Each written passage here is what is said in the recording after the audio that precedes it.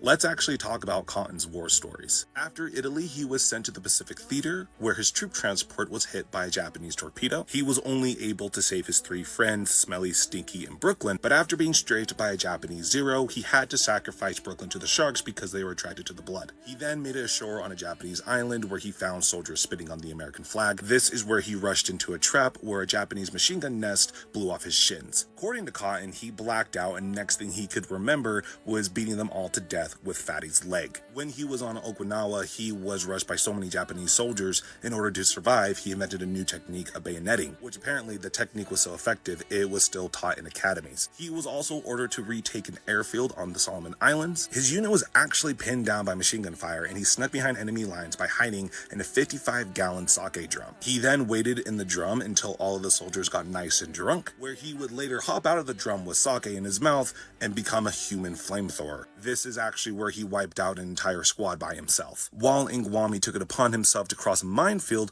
to retrieve General Douglas MacArthur's cornpipe. He also fought in the Battle of Anzio during the Italian campaign, where he and others were able to take the beach by noon and then the city by sunset. This also is where his claims of fighting Germans most likely comes from, because American and German forces legitimately did fight in this battle. Cotton also claimed to Peggy that he climbed the cliffs of Normandy with a 50-pound ice cream maker on his back. He also claimed to lead an entire platoon of men through the jungles of Saipan, and also hid for 2 weeks under a pile of bodies during the Battle of Iwo Jima, where later he and his friend Topsy gutted a kamikaze pilot alive. It's also worth noting that he spent time in a Japanese POW camp, where he was forced into a bamboo cage and survived by eating rats, except he would only leave one alive for he could eat its droppings. And apparently, when he got skinny enough, he slid through the bars and strangled the guards with a string that he made out of rat tails. Now, of course, not 100% of Cotton's acts of bravery are 100% true, but it is safe to say about 95 to 99% of it is actually true. There are plenty of veterans throughout the show that we see that served with Cotton that don't discredit his stories. He is a recipient of the Purple Heart. He was given an American Campaign Medal, 3rd Class Legion of Honor, the highest award that the French government gave to American soldiers. He was also given a Silver Star, which is the 3rd highest honor that you could receive,